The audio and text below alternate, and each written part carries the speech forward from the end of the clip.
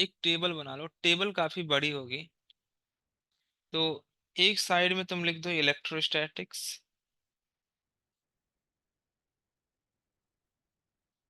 And इस side में लिख दो तुम ग्रेविटेशन। राइट। इलेक्ट्रोस्टैटिक्स तुमने पढ़ा नहीं है, बट तुमको बेसिक आइडिया होता है चार्ज वार्ज के बारे में, तो वो सब सीखना है तुमको। जैसे इलेक्ट्रोस्टैटिक्स में देख, चार्ज होते हैं हमारे पास में, and charge represented by small Q या फिर कैपिटल क्यू से रिप्रेजेंट किया जाता है। Right. Similarly gravitation basically mechanics में यूज होता है। सो यहाँ पर चार्ज को रिप्लेस कर देता है मास। तो मास को तुम स्मॉल एम या फिर कैपिटल एम से रिप्रेजेंट करोगे। राइट। चार्ज की यूनिट जो होती है वो है कूलम, एंड मास की यूनिट क्या होती है? केजी। राइट। अब देखें यहाँ पर जो टाइप ऑफ चार्जेस हैं, जैसे चार्ज का जो टाइप है यहाँ पे लिख सकते हो। This is generally two types. एक तो तुम्हारे पास में होगा positive charge, and second one is negative charge. Right. अगर पॉजिटिव पॉजिटिव चार्ज होगा या फिर नेगेटिव नेगेटिव चार्ज होगा, तो इनके बीच में रिपल्सन होगा, they are repel to each other. और अगर पॉजिटिव नेगेटिव चार्ज है फिर नेगेटिव पॉजिटिव चार्ज है, then they attract to each other. Attraction होगा इनके बीच में। करेक्ट है। सिमिलरली तुमने मास के केसेस में देखा होगा कि अगर तुम किसी भी चीज को गिराते हो ग्राउंड पे, तो ग्राउंड उसको अपनी तरफ अट्रैक्ट कर लेता है। मतलब एक तो ग्राउंड को, जो अर्थ है उसको एक मास ट्रीट करो, और एक कोई भी अपने हाथ में छोटा सा पेन ले लो, कुछ भी, अगर इसको तुम ड्रॉप करते हो या कुछ भी कोई भी चीज तुम ड्रॉप करते हो, तो अर्थ उसको अपनी तरफ अट्रैक्ट कर लेती है। तो इसके लिए मैं यहाँ पर क्या बोल रहा हूँ कि अगर एक मास सपोज करो कैपिटल एम अगर है, अगर ये पॉजिटिव होगा तो जो दूसरा मास होगा उसको मुझे नेगेटिव के साथ लेना पड़ेगा। या अगर ये नेगेटिव है तो ये पॉजिटिव, ये पॉजिटिव है तो ये नेगेटिव। ठीक है ना, तभी इनके बीच में अट्रैक्शन होगा, अदरवाइज अट्रैक्शन नहीं हो पाएगा। ये बात क्लियर है। तो बेसिकली यहाँ पर मासेस को हम लोग कैसे ट्रीट करेंगे, एक मास को पॉजिटिव और एक मास को नेगेटिव। ये अपने समझने के लिए होता है, ऐसा रियलिटी में कुछ होता नहीं है। ठीक है ना। तुम पॉजिटिव लेके चलो या नेगेटिव लेके चलो, हमारे ऊपर डिपेंड करता है। हाँ, बट अट्रैक्शन है तो ये हमें समझ आता है कि एक मास पॉजिटिव होना चाहिए और एक मास अट्रैक्टिव नेगेटिव होना चाहिए। राइट। यहाँ तक बात क्लियर है सबको? अब सिमिलरली क्या होता है, अब इसके बाद एक छोटा सा यहाँ पे एक लॉ आता है जिसको बोलते हैं कूलम्स लॉ। इसमें फर्स्ट हेडिंग पड़ेगी या सेकंड हो जाएगा ये? This is the Coulomb's law. अब देखो ये कूलम्स लॉ क्या होता है, इसके बारे में समझो। सपोज करो तुम्हारे पास में दो चार्जेस हैं, एक चार्ज Q1 और दूसरा चार्ज है Q2। देख, चार्ज Q1 कैसा है? पॉजिटिव, और यहाँ पे Q2 को भी मैंने कैसा रखा है? पॉजिटिव। और इनके बीच की जो डिस्टेंस है वो R है। बहुत ज्यादा दूरी पे नहीं रखे इनके, जो बीच की दूरी है काफी स्मॉल है। वो डिस्टेंस जो है इनके बीच की, उसको मैंने मान लिया R। मैंने अभी क्या तुमको सिखाया, अगर पॉजिटिव पॉजिटिव चार्ज होगा तो उनके बीच में रिपल्सन होगा। तो मतलब जो चार्ज Q2 है वो Q1 के ऊपर इस तरह से फोर्स लगाएगा। Force on charge two, force on charge one due to charge two. ऐसे F12 लिखोगे इसको। इसे क्या लिखना है तुमको? F12। ऐसे जो Q1 होगा वो इधर पे इसको धक्का मारेगा, यानी कि force on two due to one. इसको कैसे रीड करोगे? This is the force on charge two due to, due to charge one. Right. और ऐसे इसको भी रीड कर सकते हो, force on charge one due to charge two. एक तरीका तो ये हो गया कि जब फोर्सेस कैसे थे तुम्हारे, सेम नेचर के थे। राइट। दोनों पॉजिटिव था तो फोर्स देख अट्रैक्टिव है, सॉरी रिपल्सिव है। राइट। ये इधर पे गया और ये राइट साइड में गया, एक लेफ्ट में जा रहा है एक राइट साइड में जा रहा है। क्या हो अगर मैं एक चार्ज पॉजिटिव ले लूं और एक चार्ज निगेटिव ले लूं? मान लो चार्ज तुम्हारे पास में पॉजिटिव है और यहाँ पर एक चार्ज मैंने ले लिया negative, and again distance between them is small r। अब फोर्सेस कैसे लगेगा? अब क्या जो चार्ज Q2 होगा Q1 को अपनी तरफ ऐसे खींच लेगा, force on one due to two. और जो Q1 होगा वो Q2 को अपने तरफ खींच लेगा, force on two due to one. समझे कि नहीं? तो यहाँ पर देखो, यहाँ पे तुम्हारा कैसा फोर्स है? रिपेल कर रहा है। और यहाँ पर अट्रैक्ट कर रहा है, राइट, इसको बी। क्लियर है अट्रैक्टिव नेचर फोर्स कैसे पता चलेंगे, इस तरह से तुम बता सकते हो। आगे बोलो और समझो, इसमें कूलम्स ने क्या बोला था। कूलम्स ने क्या बोला था कि अगर तुम इलेक्ट्रोस्टैटिक फोर्स यूज कर रहे हो, राइट, यहाँ पर, सो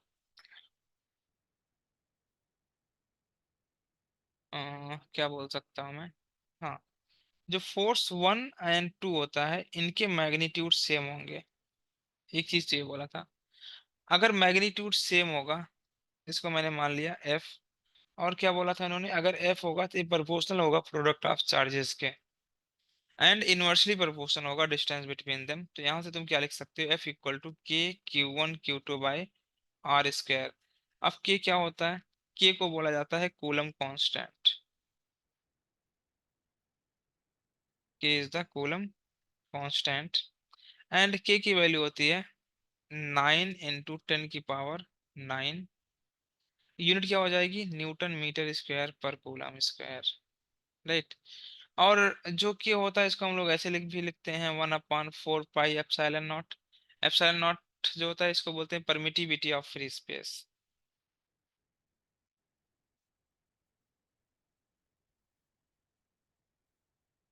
इसको क्या बोला जाता है, परमिटिविटी ऑफ फ्री स्पेस। तो इस फार्मूले को तुम ऐसे भी लिख सकते हो, F equal to 1/4 pi epsilon naught into Q1 Q2 by R square. इस फार्मूले को तुम इस तरह से भी लिख सकते हो, समझे। ये मैग्नीट्यूड लिखा हुआ है। सिमिलरली यहाँ पर जो जैसे यहाँ पे कूलम्स लॉ है, सिमिलरली उसी ट्रेंड पे यहाँ पर होता है Newton's gravitational law.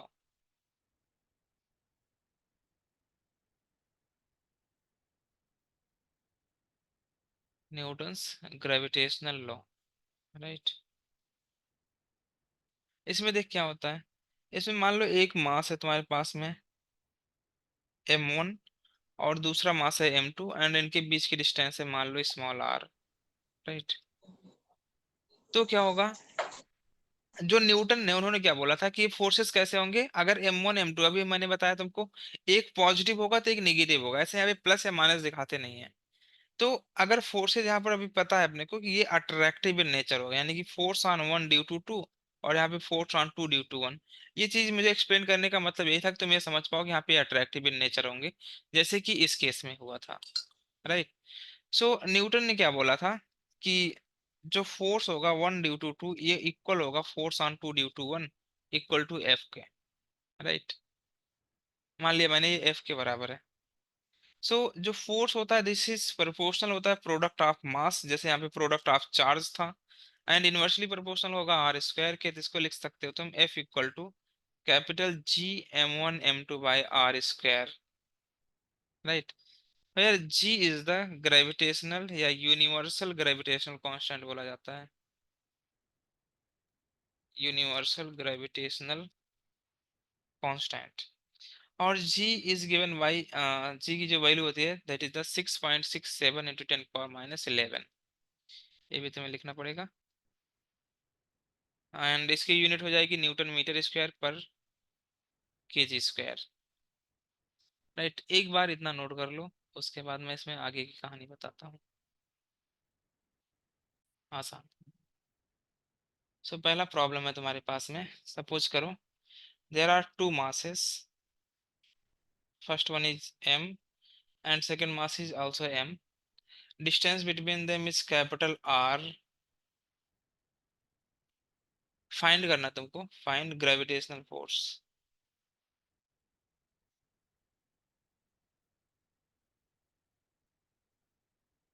Gravitational force जल्दी से बता दो कितना होगा, राइट। तो m1 m एंड m2 भी m, तो फार्मूला क्या होता है, formula is given by f equal to capital G m1 m2 by R square, and r तुम्हारा कैपिटल R हो गया, तो यहाँ पर लिख सकते हो capital G into m upon R square. इसको लिखा जा सकता है capital G m square by R square. ये तुम्हारे पास में ग्रेविटेशनल फोर्स आ जाएगा। क्लियर है ये बातें? राइट। ऐसे ही नेक्स्ट प्रॉब्लम करोगे। ये नोट कर लिया सभी ने?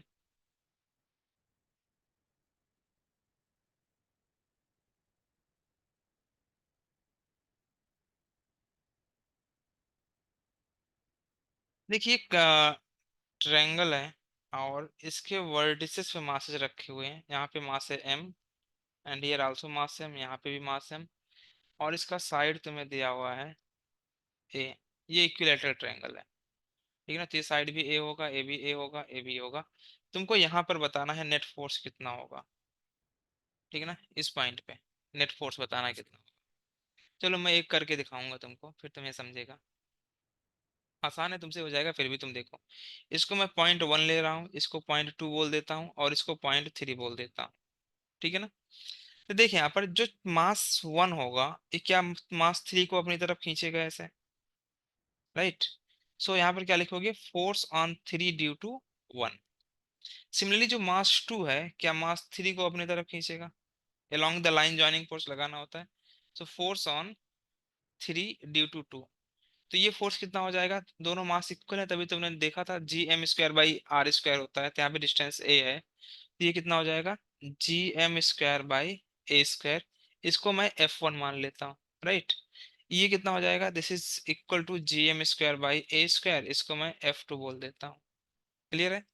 ये एंगल बताओ मुझे कितना है? दिस एंगल क्या 60 डिग्री है? तो इनके बीच का जो नेट फोर्स होगा वो ये, this is the net force, right? तो यहाँ से क्या लिख सकते हो तुम?